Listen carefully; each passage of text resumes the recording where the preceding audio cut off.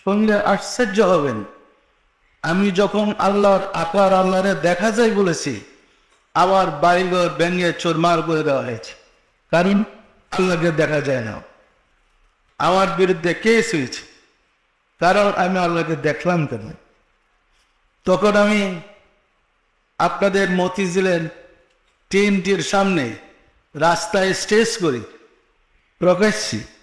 এর কয়েক সপ্তাহ আগে বোধহয় সংবাদ সম্মেলন করে বলেছিলাম আমি আল্লাহকে দেখেছি। হয়েছে লাগছে ভালো মতো। ট্যাগ জোরে আমার বিরুদ্ধে অভিযোগ আমি আল্লাহকে দেখলাম কেন।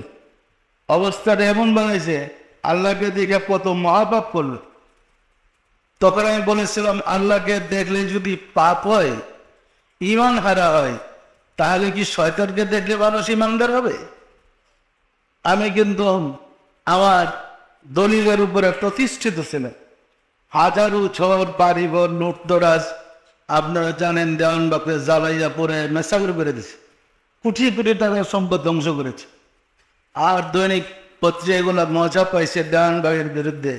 মূল কথা হচ্ছে এইগুলা করতে করতে দেওয়ানবাগের জাগান শুরু হয়ে এরা তো বাড়াবাড়ি করছে।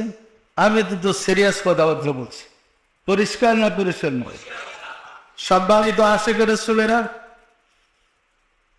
দেখার উপর যখন ঝড় গেল ওই সময় বলছে আল্লাহ আকার। যে বলবে আল্লাহ নিরাকার সে নাস্তিক।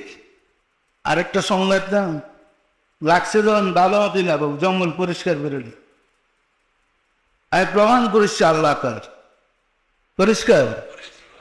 এরপরে লিখেছি আমরা কিতাব, আল্লাহকে সত্যি কি দেখা যায় না? মুখে বলার কিতাব দেখে কিন্তু এক কথা নয়। আল্লাহকে সত্যি কি দেখা যায় না কিতাব প্রকাশ করে লিখেছি আল্লাহ আকার, তাকে দেখা যায়। এবং দুই হাতেই তাকে দেখে সেজদা করতে হবে। না দেখে সেজদা করলে শিরক করো। পরিষ্কার। কারা সেজদা করলেন দেখবেন না, তো এটা সেজদা করে দিলেন, যদি মাটির সেজদা করলেন তো আপনি শিরক করলেন। এই কথাবার্তা কিন্তু বলছে আমি আল্লাহর আকারের উপরে কথাবার্তা বলছি, লিখেছি, কিতাব লিখে প্রমাণ করেছি, বাজারে ছাড়ছি, যুদ্ধ লাগে আরো লাগো। সর্বশেষ কোরআনের আলোকে জীবন বিধান তাফসিরের ঘোষণা দিয়েছি। প্রথম আমার পরিকল্পনা ছিল কোরআনের আলোকে জীবন বিধান, মানে মানুষের জীবনটাকে কোরআনের আলো দ্বারা কিভাবে আলোকিত করা যায়, বিশ্বভিত্তিক কোরআন থেকে বলে বেরবে। করতে গিয়ে আমার নজরে পড়েছে পর্তবী আল্লাহ। কারণ আল্লাহরে না চিনলে তার নির্দেশের কি দরকার? যদি আল্লাহকে চিনেন তখন তার নির্দেশ মানতে জাত দিবে, না চিনেন তো আপনি যদি প্রেমী আসবেন। পরিষ্কার। গবেষণা শুরু করছে আল্লাহর উপরে। দীর্ঘদিন আমার জীবনের 24টা বছর শেষ, 25 বছর শুরু হয়েছে শুধু আল্লাহকে নিয়ে গবেষণা। এটা কিন্তু সাধনা নয়, সাধনা করে আসছে মসজিদের দরজায় চলে। আমি দাদা পেয়েছে আমার মুর্শিদ দয়া করে আমাকে যে নিয়ামত দান করেছে, এরা জাতির কাছে উপস্থাপন করতে গিয়ে যুদ্ধ শুরু হয়েছে। পরিষ্কার। আমি জানতাম না ঢাকা আসার পরে আমার ধর্মটা চেঞ্জ হয়ে যাবে। আমি তো মোহাম্মদ ইসলাম নামও শুনি নাই জীবনে, শুধু আমি জানি আমাকে নিয়োগ দেওয়া হয়েছে, রাসূল তার ধর্মের জন্য আমাকে নিয়োগ দেওয়া। আর কি করবো, আবহাওয়া জানি না নিয়োগটা আমি কেমনে বাস্তবায়ন করবো, বুঝি তো না। এই সুফিবাদ দিয়ে শুরু হবে, প্রথম সুফিবাদ। কারণ রাসূল হেরা গুহায় ধ্যান যে করেছিল এটা সুফিবাদের পর। বিশ্ব সুফি সম্মেলন দ্বারা শুরু সুফিবাদ থেকে।